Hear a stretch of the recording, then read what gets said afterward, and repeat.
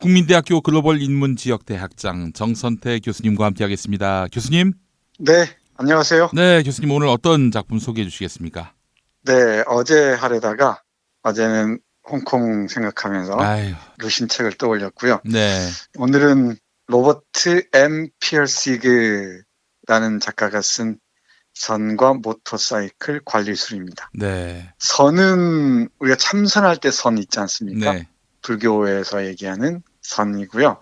모터사이클은 우리가 타는 모터사이클입니다. 옆에 네, 뭐 사람들 태울 수 있는 모터사이클입니다. 네, 오토바이라고 생각하시면 되겠죠. 네, 네, 네. 근데 선하고 오토바이하고 무슨 상관이 있는지도 잘 모르겠고, 음, 또 거기다가 선과 모터사이클 관리술이 어떤 관련성이 있는지도 잘 모르겠습니다. 네, 제목이 알듯 말듯해요. 예, 원 제목을 보면은 Zen and the Art of Motorcycle Maintenance 이랬는데, 이 네, Zen이란 말은 선을 일본식으로 표기한 거죠. 이 음, 선불교의 선을 서양에 알린 게 일본 학자들이어서 그렇다고 합니다. 근데 네, 이 선은 되게 언어를 사용하지 않고 도에 이르는 걸 얘기를 하죠. 불교 중에서도 특히 소승불교, 개인의 깨달음을 강조하는 쪽에서 얘기하는 겁니다. 우리 뭐 벽암록이라는 책 읽다 보면 선사들이 화두를 던져놓고 뭐 얘기하는 게 있지 않습니까? 네, 네, 네, 그 선이고요. 음, 모터사이클 관리술입니다. 별 상관이 없어 보입니다. 예, 그런데 여기에서는 언어를 경유하지 않은 깨달음은 가능한가? 뭐 이런 질문이 있는 것 같고요. 네, 그럼 모터사이클 관리술은 미네소타에서 미국의 미네소타에서 캘리포니아까지 17일 동안 크리스나는 자신의 아들과 아버지가 여행하는 과정을 그리고 있습니다. 그래서 아, 얘기한 게 아닌가 싶어요. 예, 저자에 대해서 잠깐 먼저 말씀드려야 할 것 같네요. 음, 로버트 펄시그 또는 피어시그는 미국의 작가인데요. 1928년에 태어났습니다. 네, 뭐 대단한 천재였던 모양입니다. 근데 천재들이 흔히 그렇듯이 세상에 쉽게 적응하지 못했던 모양이에요. 네, 그런데 이리저리 많은 우울증을 앓고 그러다가 1946년부터 48년까지 음. 만으로 18에서 20살까지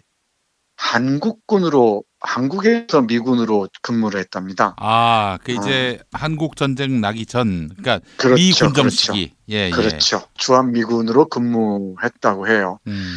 근데 이 주한미군으로 경험한 시간, 이 2년이 피어스에게 대단히 중요한 변곡점이 됐던 모양이에요. 음. 그래서 이 소설에서도 한국에 관한 얘기가 곳곳에서 나옵니다. 아. 선거 관련해서도 그렇고요. 상당히 중요한 모티프가 됐던 것 같습니다. 네. 한국에 근무하다가 제대하고 난 다음에 미국으로 돌아가서 음. 대단히 그 심각한 우울증 때문에 괴로워했다고 하네요. 그리고 이곳저곳 정신병원을 정전하기도 했답니다. 음. 그러다가 어렵게 74년에 오늘 소개해드리는 선과 모터사이클 관리술이라는 책을 펴냅니다. 음. 물론 그 전에는 120개가 넘는 출판사에 이 책을 출판해달라고 요청을 했지만은 다 거절당했다고 합니다. 아. 그러니까 만만치 않은 원고였던 모양이죠. 음. 읽어봐도 그래요. 읽어봐도 그렇습니다. 네. 앞에서 철학 소설이라고 말씀드렸는데 음. 소설과 철학이 나란히 포개져 있습니다. 음. 스토리라인이 두 개인데요. 하나는 크게 보면은 아들과 아버지가 미네소타에서 캘리포니아까지 여행하는 과정을 그리고 있습니다. 그 과정에 친구와 친구 아내가 잠깐 함께 하기도 하죠. 음. 이게 첫 번째 스토리 라인입니다. 아빠하고 아들이 아웅다웅하기도 하고요. 네. 아들까지도 좀 아픈 편입니다. 네. 여행 과정을 통해서 서로를 치유하는 경험을 하게 됩니다. 이게 하나의 스토리 라인이고 또 하나는 타이드로스라는 사람이 등장해서 음. 화자인 나의 분신인데 나의 어린 시절부터 쭉 기억들을 복원해내면서 내가 왜 이렇게 아픈지, 내가 어떤 상처를 입었는지를 철학적으로 추적해 들어갑니다. 그러면서 정말 인생에서 가치란 무엇인지, 어떻게 사는 게 행복한 것인지 등등에 관한 질문을 던집니다. 줄거리가 신통찮네요. 네, 신통치가 않아요. 예. 신통치가 않아요. 그런데 너무너무 재밌습니다. 어. 나란 무엇인가를 탐색해 들어가는 과정들이 대단히 흥미진진합니다. 음.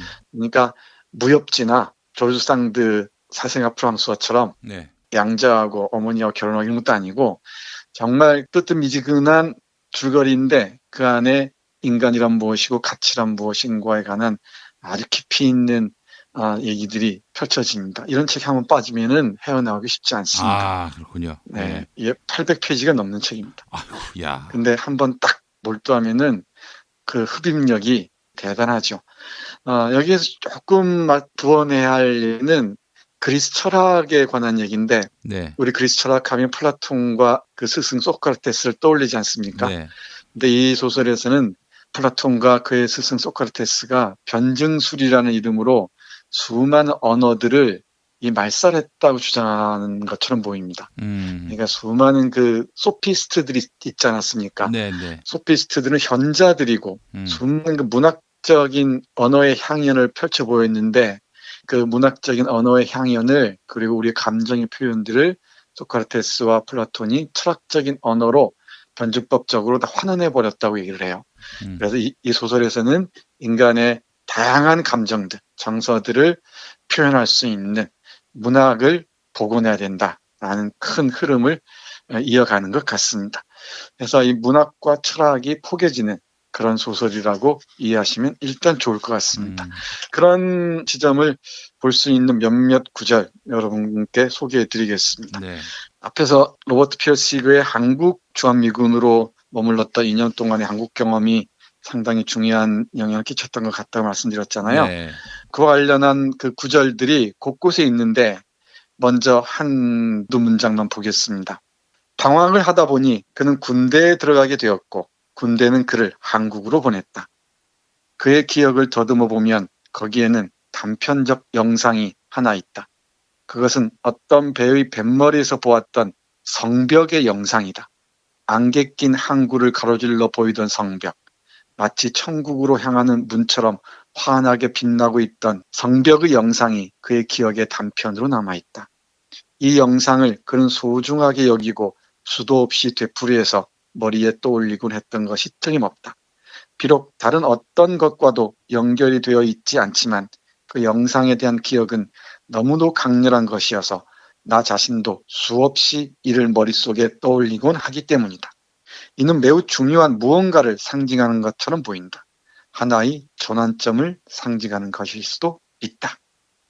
네, 이처럼 한국에서 보았던 성벽이 자신의 인생에 대단히 중요한 기점이 되는, 전환점이 되는 이미지로 남아있다는 것입니다.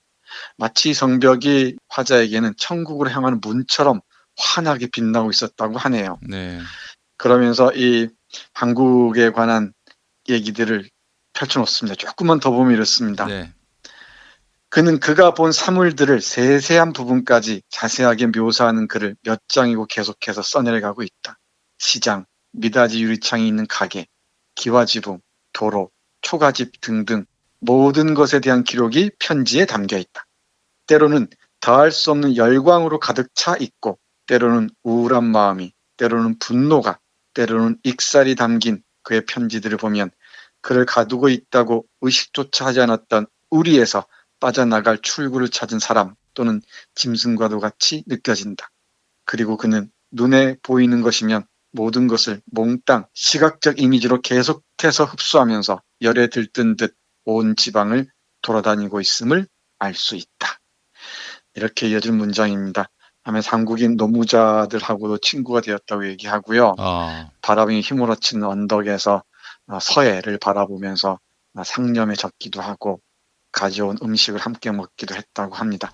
이 소설이 세계 곳곳에서 정말 그 많은 나라에서 번역이 된 아주 히트작인데요. 네. 아마 한국에 관한 이미지가 이 책을 통해서 많이 알려지지 않았을까.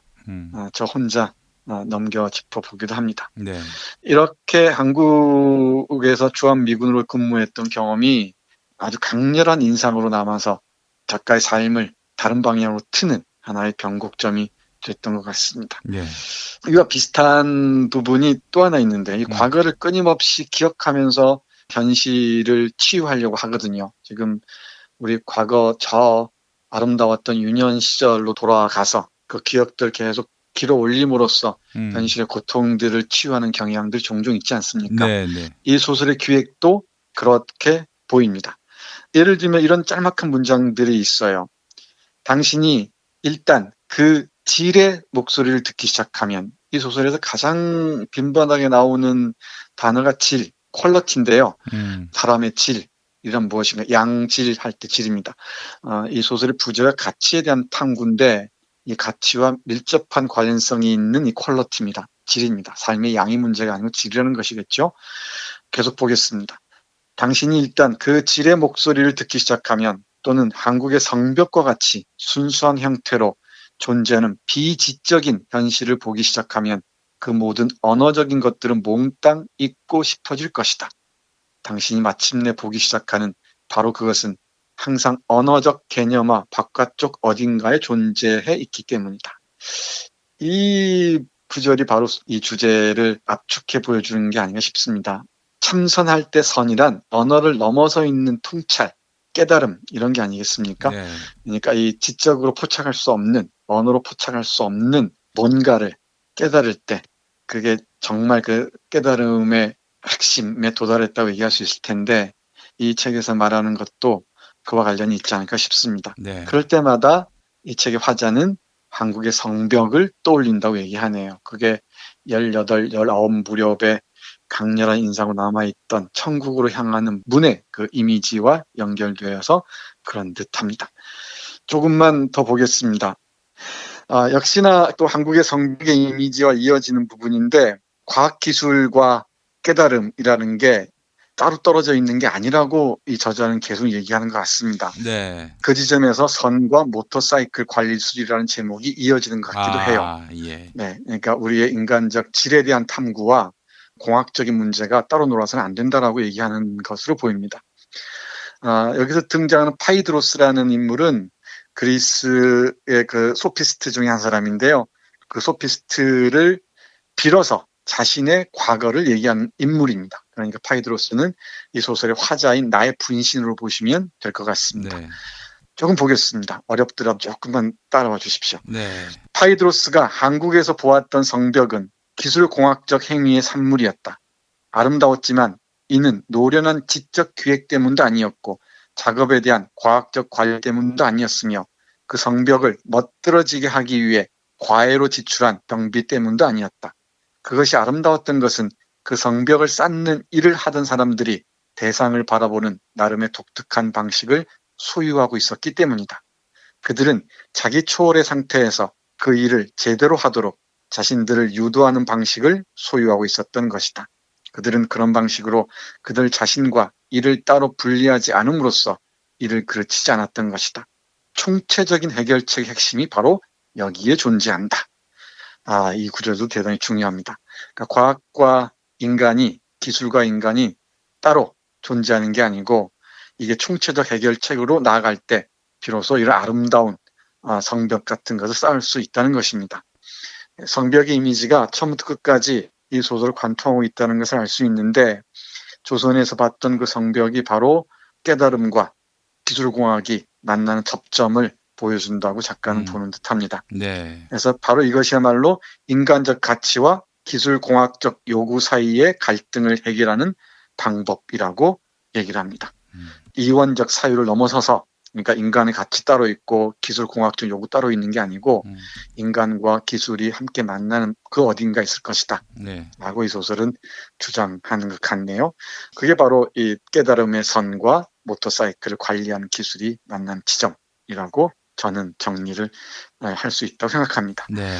이뿐만이 아니고요. 이 소설은 멋진 문장들이 너무너무 많아요. 그래서 읽다 보면 노트에 이리저리 메모하고 싶은 것들이 너무 많습니다. 네. 이 모터사이클과 관련된 구절 한 부분 잠깐 보겠습니다. 예.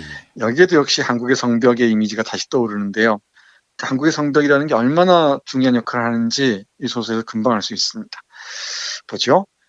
다른 모든 과제를 수행할 때 그러하듯이 모터사이클을 놓고 작업을 할 때 해야 할 일은 마음의 평화를 개발하여 자신의 자아와 자신의 주변 환경이 분리되지 않도록 하는 것이다.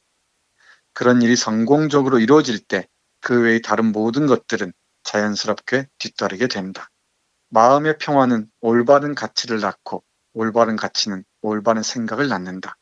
올바른 생각은 올바른 행동을 낳고 올바른 행동은 고요함이 물질적으로 현현하는 것을 가능케 하는 그런 작업을 낳는다. 그것이 바로 한국에서 본 성벽이 일깨워주는 것이었다. 이는 영적 현실의 물질적 현현에 해당하는 그런 것이었다. 네, 이 부분도 이 소설의 주제와 밀접하게 관련이 있는 것으로 보입니다. 그러니까 정신적인 영역과 물질적인 영역이 분리되지 않는 삶을 추구하는 게 온전한 삶이다 라고 우리 로버트 피어스기는 강조해마지 않습니다. 이 소설에 멋진 문장이 많다 그랬죠. 네, 네. 마지막 한 문장만 여러분께 소개해드리면서 마무리하겠습니다. 네. 너무너무 많은데 다 읽다가는 밤샐 것 같고요.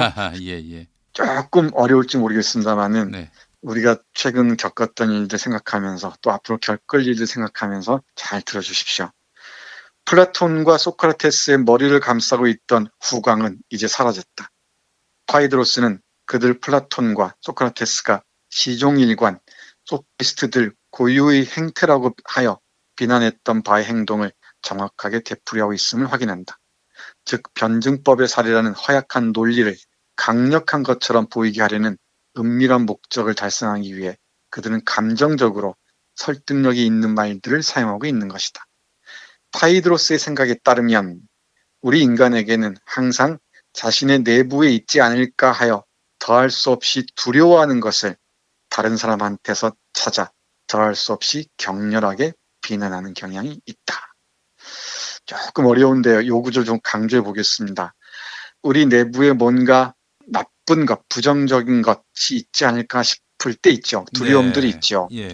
그럴 때 그 자신의 안에 있는 그 뭔가를 그 악마적인 것이든 뭔가 지저분한 것이든 아니면 수치스러운 것이든 그걸 은폐하기 위해서 다른 사람 속에 있는 그걸 끄집어냅니다. 조그만 실마리를 끄집어내서 거기다가 온갖 행패를 다해서 그 짓밟는 것이죠. 그러면서 나에게는 그게 없노라고 얘기하는 겁니다. 네. 다시 한번 들어보시죠.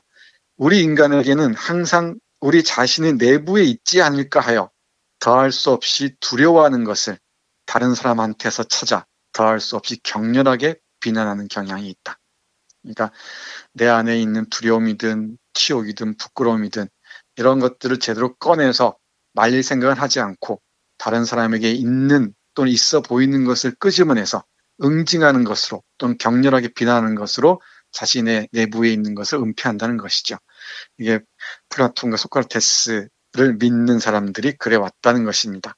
감정이나 이런 걸 싹 지워버리고 이론적으로만 얘기해 왔는데 어림없다는 거죠. 문학적 수사를 통한 감정의 표현 없이는 인간의 사유와 치유는 불가능하다고 우리 로버트 피어스기는 이 책에서 강조하는 것처럼 네. 저에게는 와닿습니다. 알겠습니다.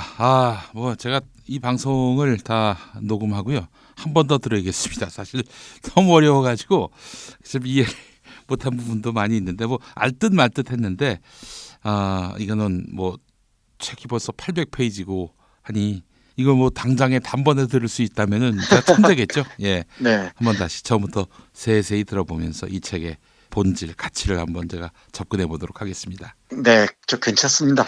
조금만 알아들으셔도 되고요. 그렇다고 이 책 읽느라고 고생하지 마십시오. 어쩌다 끌리는 때가 있으면은 그때 만나시면 됩니다. 예, 아니요. 저기 꼭 다시 한번 읽어보겠습니다, 교수님. 예. 교수님 오늘 좋은 책 소개해 주셔서 감사합니다. 네, 고맙습니다.